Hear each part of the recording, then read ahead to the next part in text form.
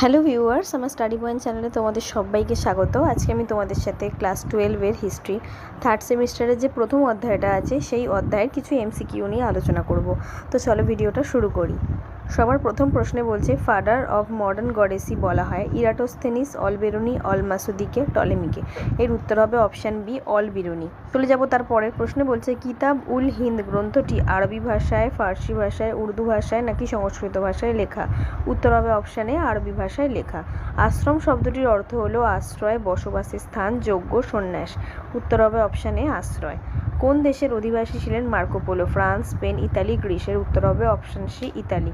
Marco পোলোর ভ্রমণ কাহিনী লিপিবদ্ধ রয়েছে যে গ্রন্থে, সেটির নাম হলো 2 million Indica, travels in Mughal India, the Periplus of the Erythraean Sea. এর উত্তর হবে অপশান এ। চলে যাচ্ছি 6-এর প্রশ্নে বলছে কোথাকার স্থানীয় লোকেরা কর্পূর ও সুগন্ধি মশলা দিয়ে পান খেতে অভ্যস্ত ছিলেন? গুজরাট, কায়েল, মালাবার। উত্তর হবে অপশান বি, কায়েল। কুইলান অঞ্চলের বণিকদের কি বলা হতো? সুরি, সামরি, জ্যামরিন। এর উত্তর হবে অপশান এ, সুলি।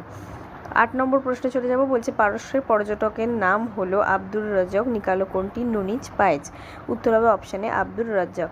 দেওরাইয়ের যুদ্ধে কে পরাজিত হন? দারাসুকো, মুরাদ, সুজা, জাহাঙ্গীর। উত্তর হবে দারাসুকো। চলে যাব সবার শেষ প্রশ্নে। বলছে কোন বিশিষ্ট দার্শনিক বার্নিয়ের শিক্ষাগুরু ছিলেন? দেকার্ত, ব্রুজেস্কি, গ্যাসেন্ডি, অ্যান্টনি আর্নল্ড। উত্তর হবে অপশান সি, গ্যাসেন্ডি। তো আজকে এতটুকুই। এর পরের ভিডিওতে তোমাদের সাথে আমি বাকি এমসিকিউগুলো নিয়ে আলোচনা করব।